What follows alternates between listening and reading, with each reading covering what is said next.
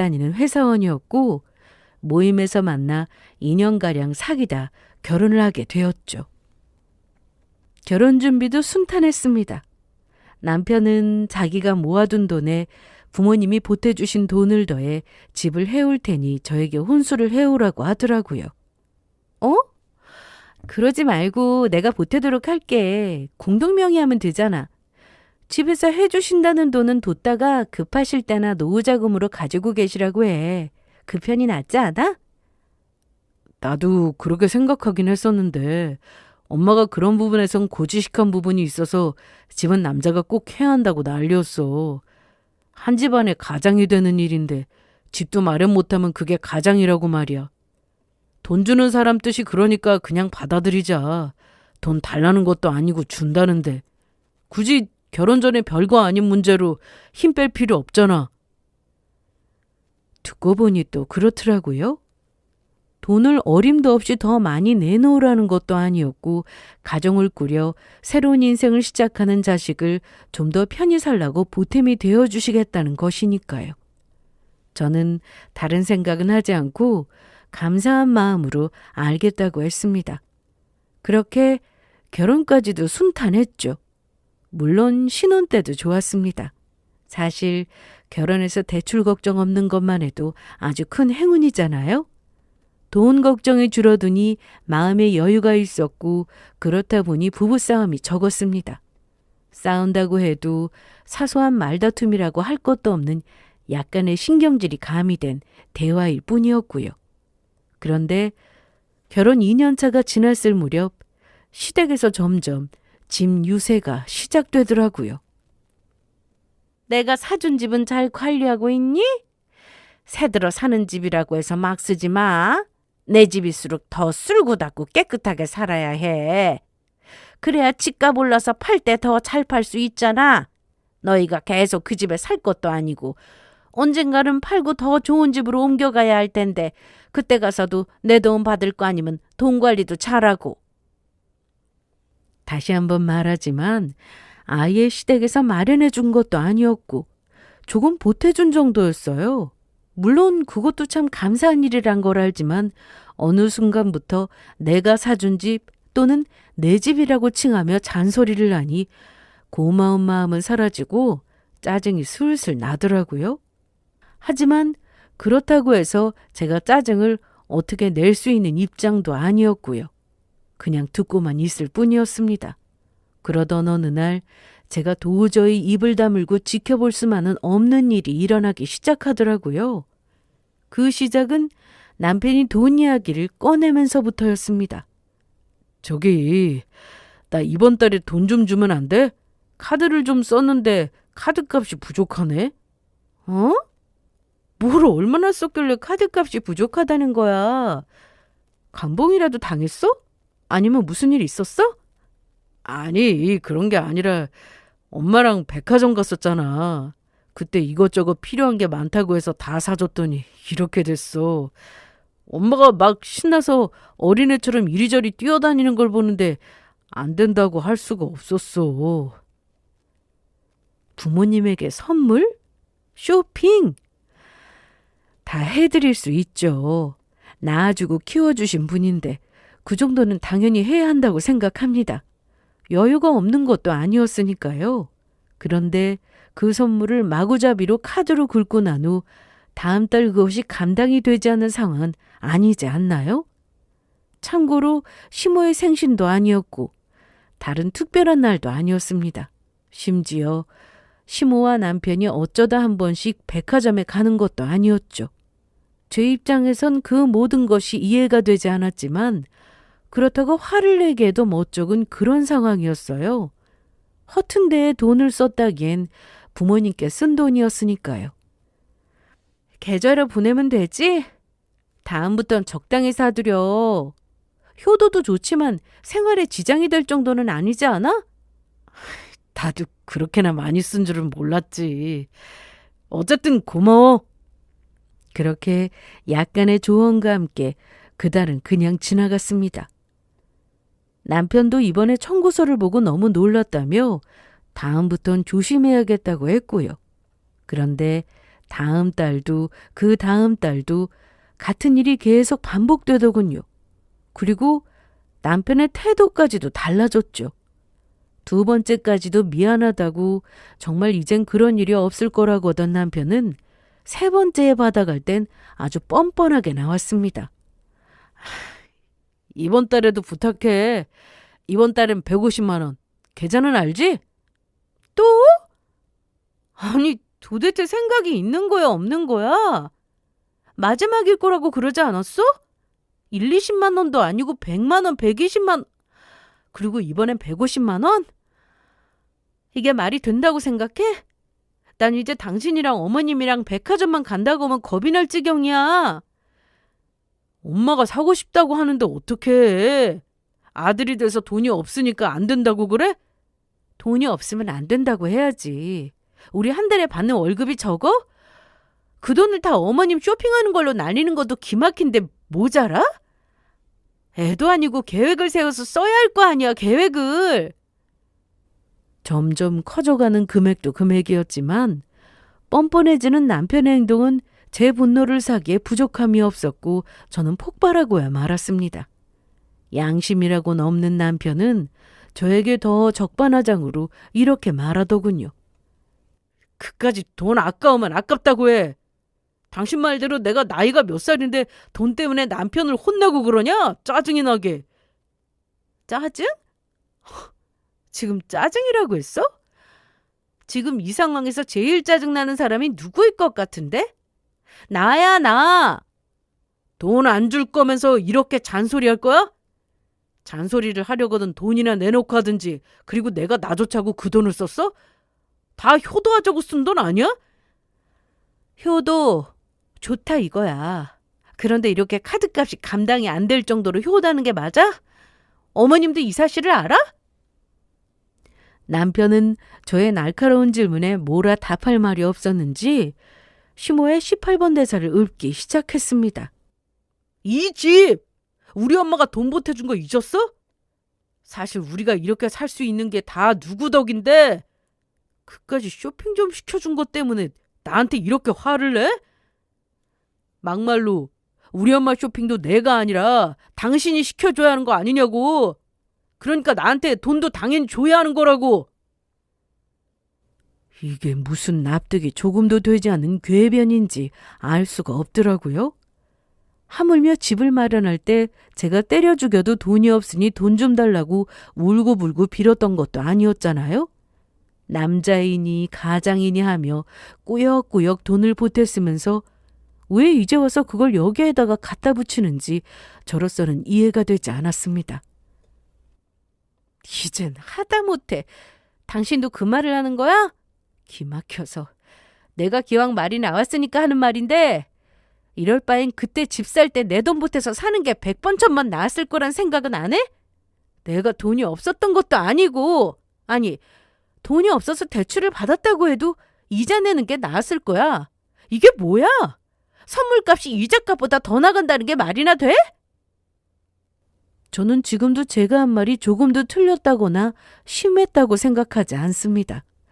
그런데 남편은 도리어 제 말에 섭섭하다는 듯 큰 소리를 치며 반성이란 없는 모습이더라고요. 당신 말이 좀 심하다.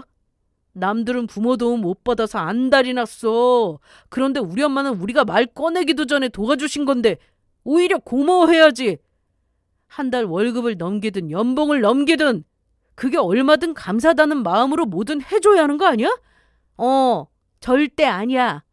감사해야 하는 건 맞는데 아무리 생각해도 내 생활에 지장이 되는 정도로 뭐든 다 해줘야 하는 건 말도 안 된다고 생각해.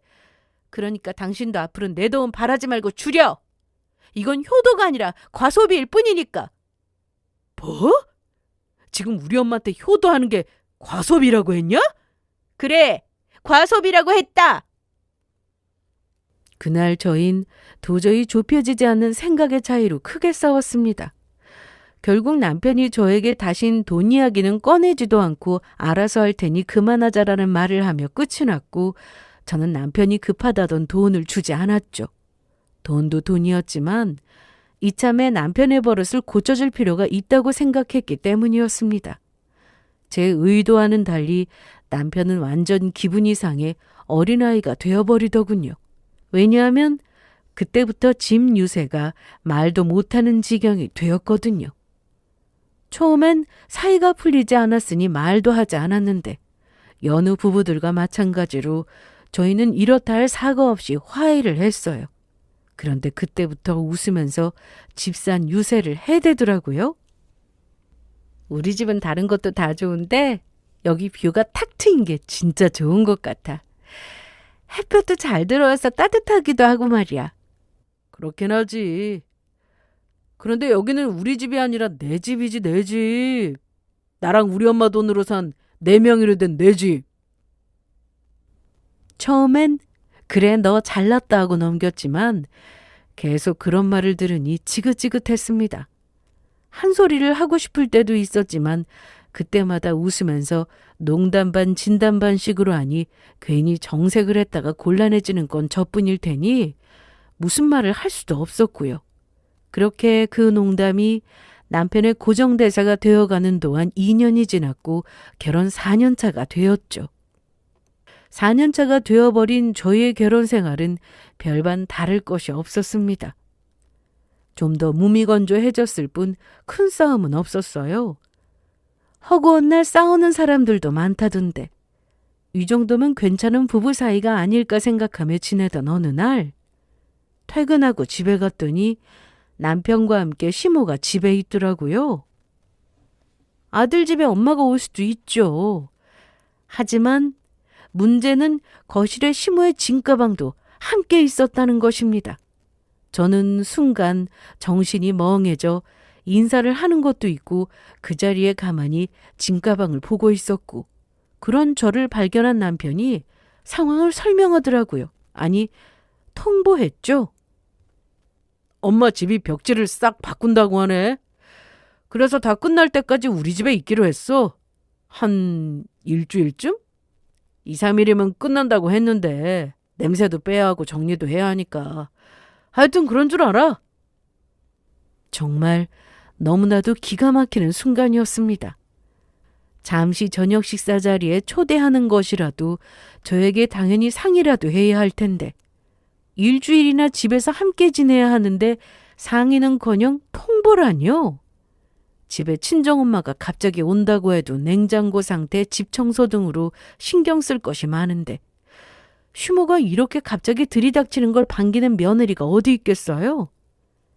잠시 다녀간다고 하면 말 그대로 잠시이니 무언가를 숨길 수라도 있지. 일주일이나 지낸다고 하면 뭘 숨길 수도 없잖아요. 적어도 허락은 아니더라도 미리 말이라도 해줘야 저도 준비를 할 거 아니에요? 뭐 그렇다고 해서 제가 집을 지저분하게 해놓고 사는 편은 아니었습니다. 워낙 지저분한 걸 싫어하기도 하고 저희가 출근하고 나면 로봇 청소기를 돌리기도 해 깨끗하긴 했어요. 하지만 시모가 어떤 사람입니까? 제 트집을 잡지 못해 안달이 난 사람 아닌가요? 아니나 다를까 제가 열받을 틈도 없이 제가 오자마자 시모는 움직이기 시작했죠. 조금 전까지 남편과 웃고 떠들던 사람이 말이에요. 처음 냉장고 문을 연 시모는 트집을 잡을 것이 없자 주방 찬장을 모조리 열어보더군요. 그곳에서도 찾지 못했는지 옷방 세탁기까지 다 살펴본다 싶더니 건조기 문을 열었죠. 건조기 안엔 어제 미처 빨래를 하지 못해 아침에 급하게 다 하고 건조기를 돌려놓았던 옷들이 있었고 시모는 제대로 된 건수를 잡았다는 표정을 하곤 저를 보더라고요. 이것 봐라 이거. 빨래를 다 했으면 빨리 꺼내서 정리를 해야지. 이게 뭐야? 그게 아침에 한 빨래라서요. 돌려놓고 퇴근하면 정리하려고 했어요. 아침에 건조까지 기다릴 시간이 안 돼서요. 그러게 어제 다 했으면 됐지. 왜 빨래를 아침에? 어제는 야근까지 하는 바람에 빨래까지 할 시간이 없었어요. 회사 일은 너 혼자 다 하니? 하여튼 뭐만 했다 하면 회사 핑계지. 누가 들으면 우리 며느리 대한민국 돈을 혼자 다 버는 줄 알겠어? 회사 핑계를 댄 적도 없었고 정말 바빠서 그랬던 걸 핑계라고 하니 기분이 참 나빴습니다. 하지만 거기에서 또 말을 더해봤자 저만 피곤할 것이 분명하니 아무런 대답도 하지 않았죠. 그렇게 숨이 막히고 기분이 나쁜 잔소리 시간이 지나고 먹다 체할 것 같은 저녁 시간까지도 어찌저찌 잘 마무리하였습니다. 그리고 고대하던 시간이 되었죠. 바로 남편과 단둘이 남는 시간이요. 시모는 방으로 들어갔고 저도 남편과 방으로 들어왔어요. 그 즉시 남편에게 따져 묻기 시작했습니다. 도대체 이게 무슨 경우야? 이런 일이 있었으면 나한테 먼저 말을 해줬어야지. 간단히 저녁만 같이 먹는 것도 아니고 일주일이야, 일주일. 무려 일주일이나 같이 지내는 일인데 그걸 나한테 말을 하지 않으면 어떡해? 말했잖아. 당신이 퇴근하고 집에 들어왔을 때. 그게 말을 한 거야? 통보잖아, 통보. 그리고 그런 이야기를 다 모셔와놓고 하는 법이 어디 있어? 내가 여기에서 하는 말은 상이잖아. 그거나 저거나 똑같지 뭐. 그런데 있잖아. 우리 엄마가 내 집에 오는데 왜 당신하고 상의를 해야 해? 아니지. 내 집도 아니고 우리 엄마랑 내 집이네. 본인 집에 오는데 허락 먹고 오는 사람도 있어? 그쯤 되니 우리 엄마 돈 우리 엄마 집 이 말만 들어도 귓구멍을 다 막아버리고 싶은 심정이었습니다. 너무 지긋지긋해서 돈을 그 얼굴에 던져주며 고함을 질러버리고 싶었다고나 할까요? 또 그 이야기야? 어머님이 살려고 돈 주고 이 집 샀어? 우리 부부 살려고 마련한 집이잖아.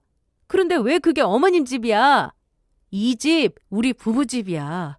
명의는 당신 명의겠지만 우리가 함께 사는 우리 집. 그러니까 당연히 나한테 상의를 해야지. 아, 몰라. 뭐 지금이라도 엄마 보고 나가라고 해? 당신이랑 상의 못했다고.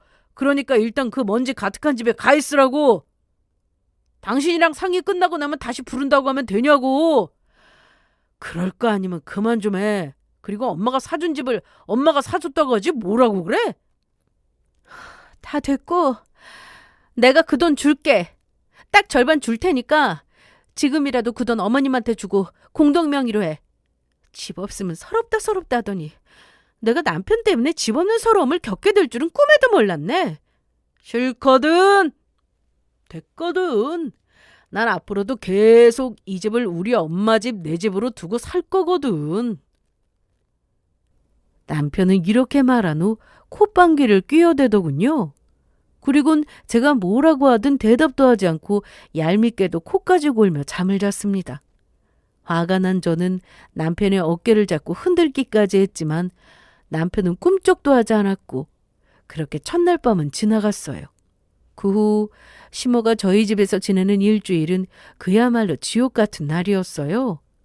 퇴근하고 오면 집은 집안대로 엉망이었고 시모의 잔소리는 덤이었죠. 일주일만 참으면 된다는 생각으로 그 순간들을 버텼고 약속한 일주일이 지나자 시모는 다시 시댁으로 돌아갔습니다. 시모가 돌아간다고 해서 남편과 저의 갈등이 끝나는 건 아니었죠. 그때쯤엔 제 감정은 완전히 상해 있었고 남편이 하는 모든 말이 빈정거림으로밖에 들리지 않더라고요. 어느 날은 조금 나아졌다가 어느 날은 이혼이 하고 싶을 만큼 싫었다가를 반복하며 몇 달이 지나고 남편이 어느 날에 이런 말을 물어왔습니다. 당신 돈 얼마나 모아뒀어? 그건 갑자기 왜 물어? 당신이 각자 돈은 알아서 관리하고 관심도 갖지 말자며. 왜겠냐? 다 당신을 위해서지. 왜 저번에 공동명의 하고 싶다며. 2억 주면 공동명의 해줄게. 어? 갑자기 왜? 들은 척도 하지 않더니? 엄마가 급하게 돈 쓸 때가 있나 봐. 나도 몰랐는데 빚이 좀 있었던 것 같아. 이자 낼 바엔 당신이 2억 우리 엄마한테 주고 공동명의 하는 게 낫잖아. 지금 우리 집 5억 넘는 건 알지? 2억으로 공동명의면 손해보는 건 아닐걸? 시모가 진 빚이 어느 정도인지 왜 생긴 빚인지는 전혀 중요하지 않았습니다. 결혼 생활 내내 저를 괴롭히고 짜증나게 했던 그 일이 드디어 해결된다고 생각만 들 뿐이었어요. 그땐 공동명의만 할 수 있다면 저희 부부 사이에는 분란이 모조리 다 사라질 거라고 확신했거든요. 실제로도 그런 부분 때문에 많이 다투기도 했으니 저에겐 다른 선택지는 없었다고나 할까요? 알겠어. 2억 마련해서 줄게. 그 대신 각서 써. 2억 받는 대신 공동명의 해준다고 각서 쓰라고. 어? 꼭 그렇게까지 해야 해? 해야 해. 돈만 쏙 받아가고 공동명의 안 해주면 어떡해?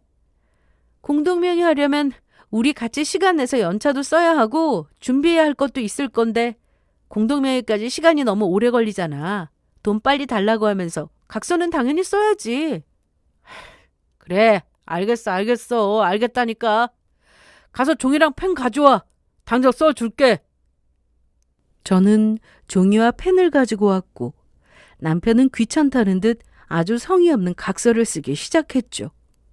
그 모습이 웃겨서인지 이제 드디어 그 잘난 짓 유세에서 벗어날 수 있다는 생각 때문인지 자꾸만 웃음이 나며 남편이 각서를 대충 휘갈겨 쓰는 모습이 너무나 웃기더라고요. 그래서 나중에 놀리고자 그 모습을 몰래 영상으로 남기게 되었죠. 저는 각서를 받고 난 후 며칠 뒤 2억을 마련해 주었어요. 그리고 그로부터 2달쯤 지났을 무렵 공동명의를 하는 날이 되었습니다. 같은 날에 연차를 맞추는 것이 너무 힘들어 2달이나 지나버린 것이었죠. 연차는 냈지만 오전에 급히 처리할 일을 하고 남편과 약속한 장소로 갔어요. 그런데 그곳엔 남편뿐만 아니라 쉬모까지 함께 나와 있더라고요. 저를 발견한 2사람은 일단 밥부터 먹자며 저를 데리고 식당으로 갔고 저는 식당까지 가서도 밥을 먹으면서도 시모는 왜 그 자리에 함께인가에 대한 영문도 모르고 있었습니다. 남편은 마치 그날이 공동명의를 하기 위해 연차까지 쓰며 만났다는 사실을 잊은 사람처럼 시모와 대화를 나누고 있었고 저는 슬슬 인내심이 바닥으로 떨어지더라고요. 결국 기다리다 지친 저는 밥을 다 먹어갈 때쯤 먼저 말을 꺼냈습니다. 저기 여보, 우리 언제 가? 공동명의 하러 가기로 했잖아. 제 말에 2사람은 동시에 저를 바라보았습니다. 그리곤 다시 서로 눈빛을 주고받더니 시모는 팔짱을 끼며 등을 의자에 기대어 앉았고 남편은 묘한 웃음을 지으며 이렇게 말했죠. 그거 할 필요 없어. 우리 집 팔았거든. 다음 주에 우리 짐 싸서 이사해야 해. 따로 일 뺄 필요 없이 주말에 이사하기로 했으니까 그런 줄 알면 돼. 남편의 말을 듣는 순간 제 머릿속엔 물음표만 가득했어요. 공동명의를 하자고 하더니 집을 팔았다? 이사를 해야 한다? 그것도 다음 주 주말? 온통 이해되지 않는 말들 뿐이더라고요. 아니 이게 다 무슨 소리야? 말을 알아들을 수 있게 설명을 해봐.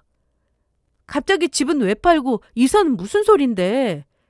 집을 팔 거면 나한테 돈은 왜 받아갔어? 아니 그보다 우리가 어디로 이사를 해?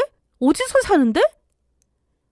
물음표만 가득 찬 머릿속만큼 제 입을 통해 나오는 건 모조리 다 질문뿐이었고 남편은 앞 질문은 다 잘라먹은 채 마지막 질문에만 답을 하더군요.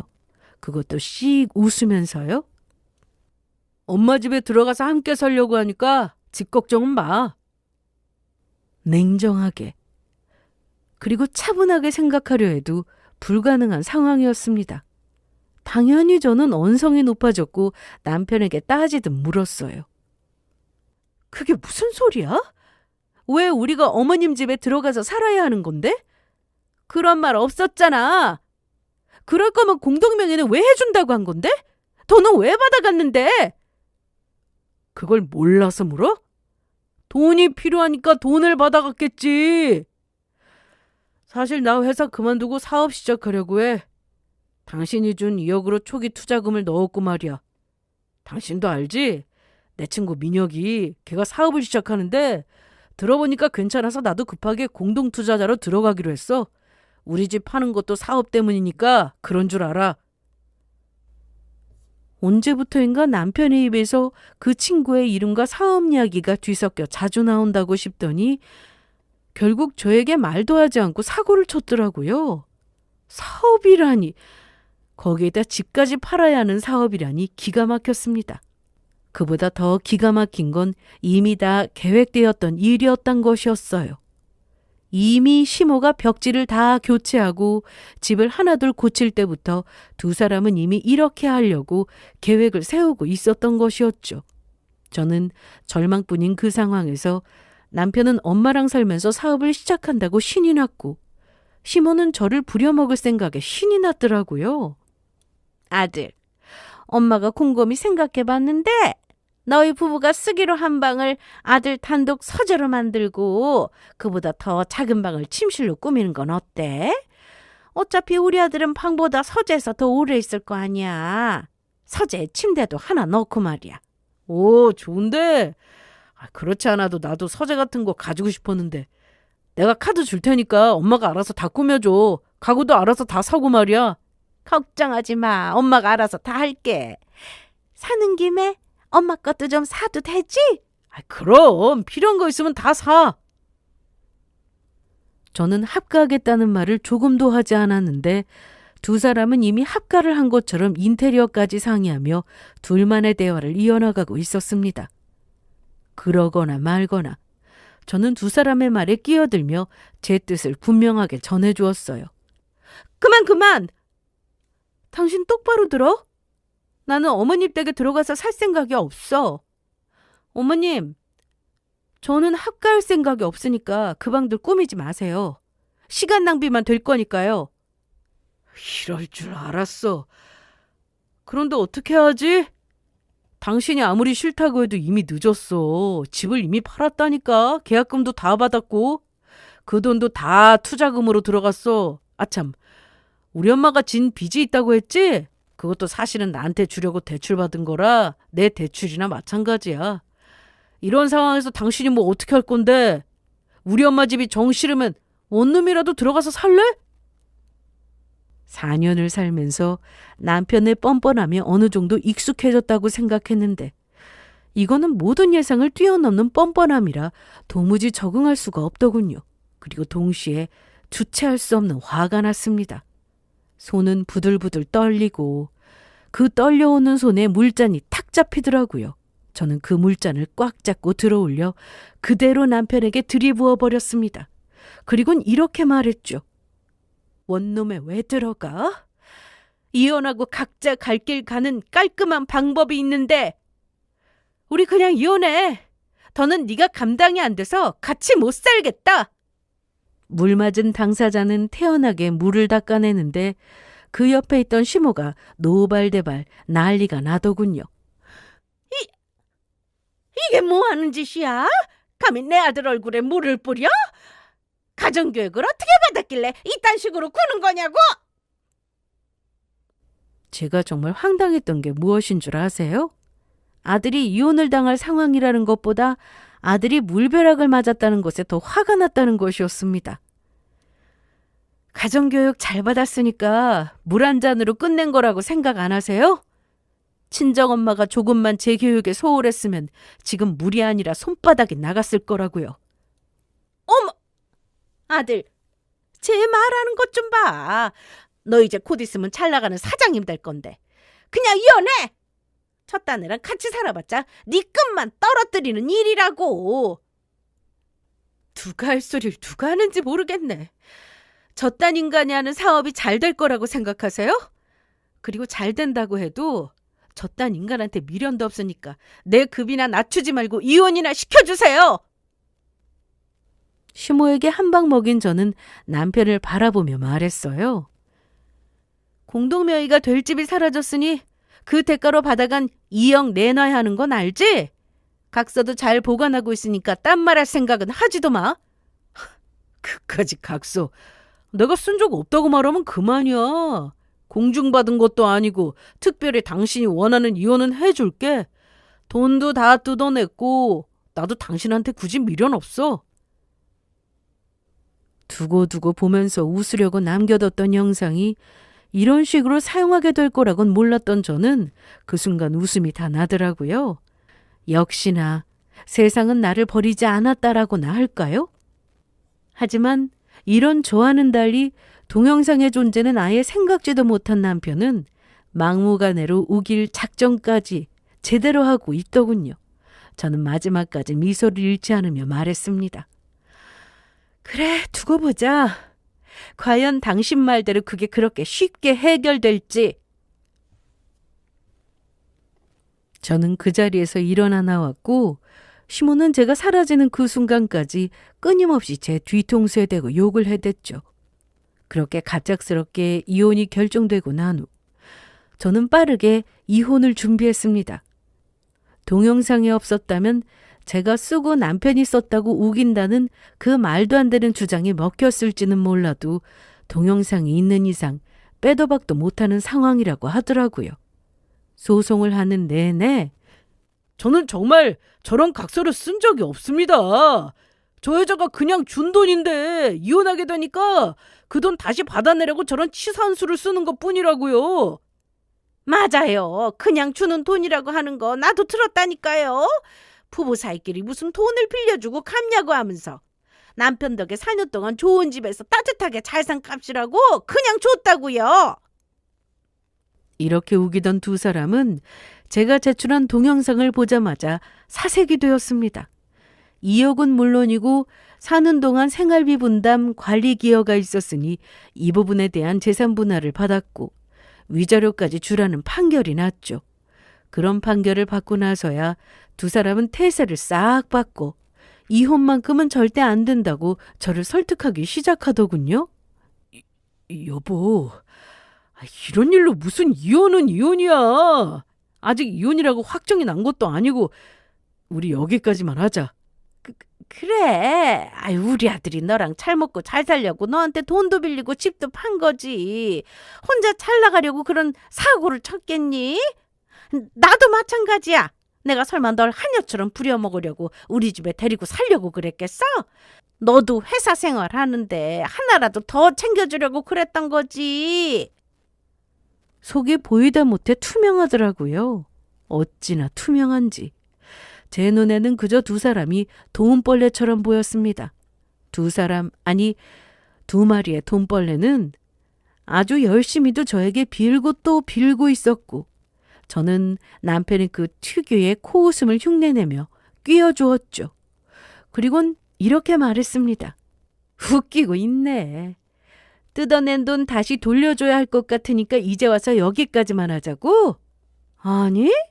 난 무조건 너랑 이혼할 거니까 그런 줄 알아. 그리고 어머님, 아니 아주머니가 잘도 하나라도 더 챙겨주셨겠네요. 따로 살면서도 잔소리를 하지 못해 안달이었던 사람이. 어쨌든 이혼은 이제 피해갈 순 없을 테니 돈이나 잘 준비하세요. 아주머니한테도 위자료 청구 들어갈 거니까. 내가 뭘 잘못했다고 위자료를 청구해? 난 잘못한 거 하나도 없어, 얘. 그리고 그까지 위자료 몇 푼 받고 남남대는 거보다 남편으로 데리고 있으면서 평생 호의호식 하는 게 더 낫잖아. 그래, 여보. 내가 다른 건 몰라도 이번에 이혼만 없었던 걸로 해주면 평생 당신 돈 걱정은 하지 않고 살게 해줄게. 두 사람은 여전히 제 뜻과 제 말은 다 무시한 채 무조건 자기 말만 하기 바빴고 더는 시간 낭비라고 생각해 그대로 뒤돌아 돌아왔습니다. 그 후 남편은 항소했지만 결과는 같았고 돈을 다 토해내며 결국 이혼하게 되었죠. 그렇게 이혼하고 난 후 전 남편은 제 돈과 대출을 받아 공동사업에 투자했던 돈을 다 뺐다고 하더라고요. 제 돈으로 사업을 시작하려고 할 땐 날려도 그만이라는 생각으로 아까운 줄 모르고 시작하려 했지만 막상 본인 돈으로 하니 겁도 나고 아까운 모양이더라고요. 참 그 모습마저도 어찌나 황당하든지. 어떻게 저딴 인간인지도 모르고 2년 연애 4년의 결혼 생활까지 했는지 제가 참 대단하다고 생각했네요. 하지만 정말 통쾌한 복수는 그때부터 시작되었습니다. 전 남편의 친구가 참 대단한 사람은 맞는 것이 전 남편이 돈을 빼자마자 더 능력 있는 파트너를 구해 곧장 사업을 시작했고 승승장구하더라고요. 그 모습을 보며 후회도 많이 하고 배도 아팠던 전 남편은 급하게 사업을 하기 시작했다고 합니다. 준비도 제대로 하지 않고 자신이 하려는 사업에 관한 공부는 전혀 하지 않은 채로요. 그 행동은 당연히 망하는 지름길이었고 6개월도 채 되지 않아 폭삭 말아먹었다고 합니다. 참 보는 눈도 없지만 복도 지지리도 없는 사람이었죠. 제 입장에서는 그것보다 통쾌할 일이 또 없긴 했지만요. 그 후 술독에 빠져 지낸다는 소식을 들으며 다신 저와는 마주칠 일도 연락이 닿을 일도 없을 거라 생각했어요. 이제는 완전히 끝이 났다고요. 하지만 그건 저만의 생각이었습니다. 일상으로 돌아오기에 무던히도 노력하던 어느 날 예고도 없이 술 취한 전 남편이 저를 찾아왔으니까요. 이게 다 너 때문이야, 너! 네가 그냥 우리 엄마 집에 들어가서 살았으면 내가 하자는 대로 다 했으면 내가 그 돈을 뺏겼어? 내가 그냥 투자만 계속하고 공동대표로 있었으면 지금쯤 건물주가 되었을 건데. 이게 뭐야 이게? 기껏 비싼 술까지 퍼마시고 굳이 저를 찾아와서 한다는 말이 원망이라는 사실에 참 놀랍더라고요. 왜 사람이 나락으로 떨어지고 모든 것을 잃고 나면 아주 조금이라도 반성을 하곤 하잖아요? 그런데도 저 인간은 낭떠러지에 매달려서도 일말의 반성도 없다는 것이 참 황당하고도 놀라웠습니다. 심지어 화살의 끝이 저를 향한다는 것까지도요. 지금 그걸 내 탓으로 한단 말이야? 네가 내 원망을 할 입장이나 된다고 생각하니? 우리가 누구 때문에 이혼까지 하게 됐는데 다 너 때문이잖아, 너! 원망을 해도 내가 해야 할 텐데 어디서 감히 날 찾아와서 원망이나 하고 있어? 내가 뭘 그렇게 잘못했는데? 난 그때도 그렇고 지금도 그렇고 잘못한 거 없거든? 전 남편은 저에게 고함을 지르며 위협적으로 굴었고 저는 그 모습에 너무 화가 나 손을 확 치켜들고 그대로 전 남편의 뺨을 내리쳤습니다. 저에게 한 대 맞고 나서야 정신을 조금이나마 차린 전 남편은 두 눈이 조금은 정상으로 돌아오더군요. 저는 그 두 눈을 똑바로 바라보며 이렇게 말했습니다. 아직도 뭐가 잘못인지 모르겠어? 그런 일을 하려고 했으면 나한테 먼저 상의를 했어야 했고 시댁에 들어가는 것도 나하고 상의를 하는 게 먼저였어. 내가 상의를 했으면 당신이 알겠다고 했겠어? 또 무조건 안 된다고 하면서 덮어두고 반대부터 했겠지? 반대를 하면 설득을 해야지. 설득하고 또 설득해서 나랑 방법을 찾았어야지. 내가 설마 당신이 그렇게나 하고 싶다고 하는데 끝까지 반대만 했겠어? 그리고 내가 투자금을 빼라고 했니? 네가 네 돈으로 하긴 아까워서 뺀 거 내가 모를 줄 알아? 그 다음에 시작한 사업도 마찬가지야. 내가 하라고 부추긴 사업도 아니고 네가 네 욕심에 눈 멀어서 시작한 사업 네가 책임져. 남 탓하지 말고. 나도 미칠 것 같아서 그래. 누구 탓이라도 하지 않으면 미칠 것 같아서. 살았던 정이 있는데 이런 하소연이라도 좀 받아주면 안 돼? 꼭 이렇게 바른 말 맞는 말만 골라 하면서 사람 속을 뒤집어놔야 속이 후련하냐고. 살았던 정 같은 소리를 하네. 난 이제 너한테 미운 정도 없는 사람이야. 미운 정도 정이라고 너한테 그딴 정 남겨두는 것도 아까워서. 그러니까 나한테 뭘 바랄 생각 말고 네 엄마한테 가서나 해. 네 엄마는 무조건 네 편이잖아. 그리고 마지막으로 말하는데 찾아오지 마. 절대 오지 마. 우연히 마주쳐도 아는 척조차 하지 말아주면 더 고맙고. 전 남편은 저의 거침없는 팩트 폭행에 그 자리에 주저앉아 어린아이처럼 펑펑 울기 시작했고 저는 시선 한 번 주지 않고 그대로 돌아왔습니다. 그 후 울면서 집으로 돌아간 전 남편은 나이값 못하는 그 명성답게 울면서 엄마에게 다 이런 모양이더라고요. 전화가 와서 욕을 어찌나 하는지 차마 다 들어주지도 못할 명대사들이었습니다. 이런 모자란 것이 어디서 감히 내 아들의 얼굴을 때려? 그리고 네가 뭔데 내 아들한테 지적을 해, 지적을? 네가 우리한테 돈 좀 뜯어내고 이혼해서 뭐라도 되는 줄 아는가 본데? 그래봤자 이혼한 여자 주제. 어디서 감히 우리 아들 눈에서 눈물 나게 만드냔 말이야? 역시나 대꾸할 가치도 없어 그냥 끊어버리려는 순간 곁에서 듣고 있던 엄마가 제 휴대전화를 확 뺏어가시더라고요. 그리곤 그 즉시 전시모 못지않은 화려한 욕을 선사하기 시작했습니다. 이런 무식해 빠진 여자가 감히 우리 딸한테 그딴 말을 짓거리고 있어? 내가 우리 딸 너 같은 여자한테 욕이나 먹으라고 금이야 오기야 곱게 키운 줄 알아? 뭐? 무식해? 무식하긴 누가 무식하다는 거야? 무식하게 구는 사람이 너밖에 더 있겠어?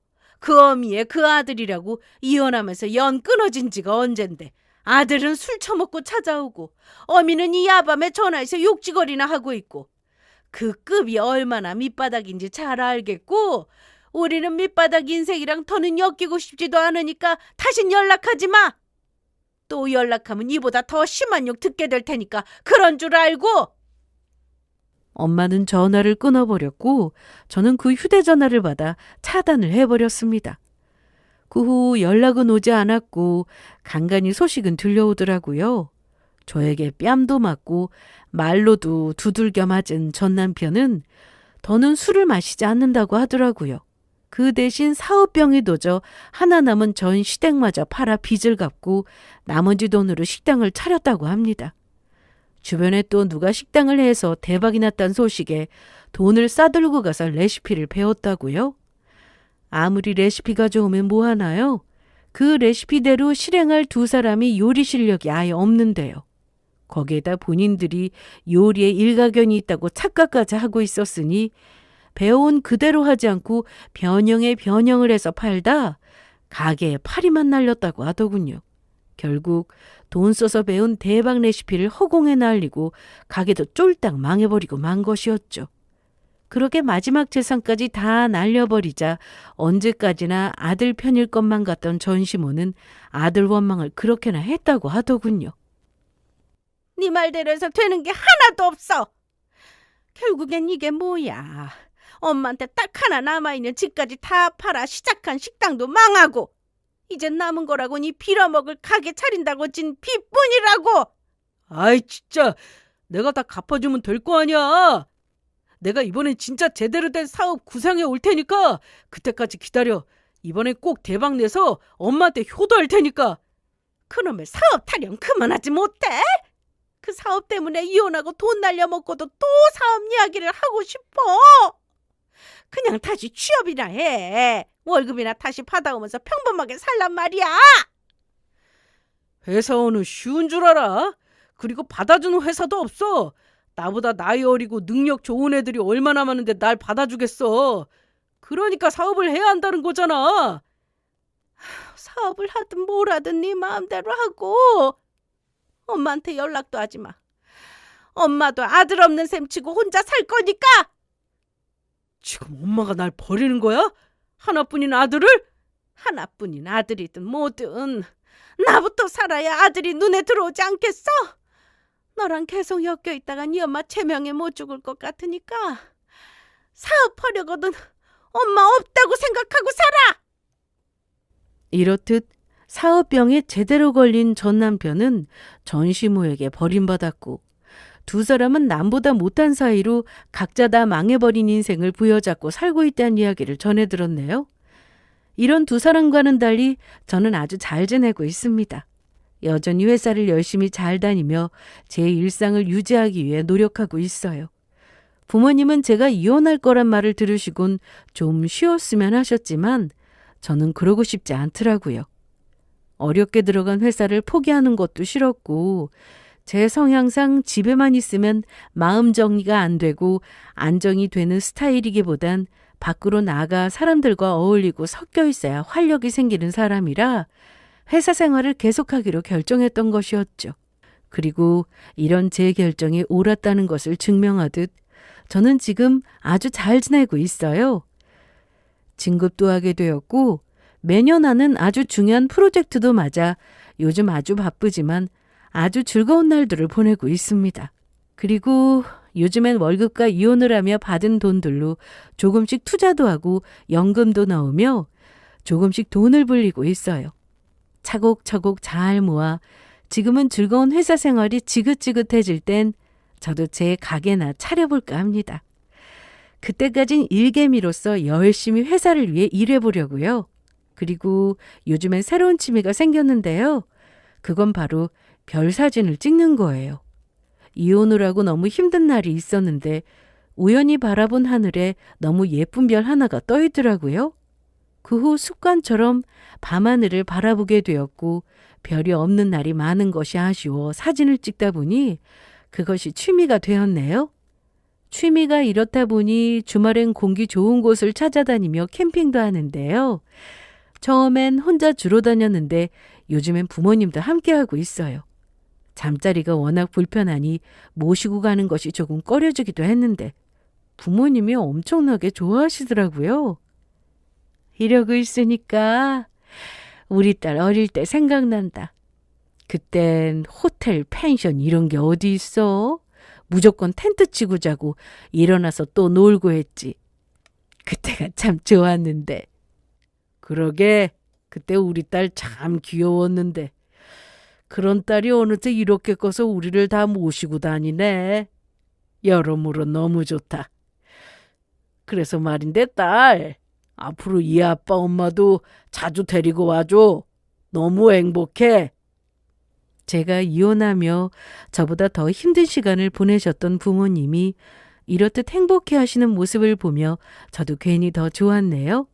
앞으로는 더 많은 곳을 함께 할 수 있겠다는 생각에 더없이 행복하기도 했고요. 그래서 그런지 요즘엔 주말이 다가오면 여행지를 고른다고 즐거운 시간을 보내는데요. 방방곡곡 온 곳을 누빌 수 있도록 부모님이 건강하시기만을 바라고 있어요. 다음 주엔 태안으로 떠나기로 했는데 바다도 있고 비 소식도 있어 캠핑카 대여까지 했네요. 캠핑카 여행은 처음이라 무척 기대되는데 이번 여행에서도 행복한 추억만 가득 쌓아오려 합니다. 이렇게 제 긴 사연이 끝이 났네요. 평소 제 출퇴근길을 책임져 주던 채널에 제 이혼 이야기가 소개된다고 하니 무척 떨리기도 하고 한편으론 걱정도 앞섰는데요. 막상 이렇게 다 털어놓고 하소연하고 나니 마음이 정말 후련하기도 하네요. 저는 이제 이 후련한 마음을 안고 일상으로 돌아가 보려 합니다. 제 이야기가 저와 비슷한 상황에서 힘들어하시는 분들께 작게나마 위로와 힘이 되었기를 바라며 긴 이야기 끝까지 함께 해주셔서 감사합니다.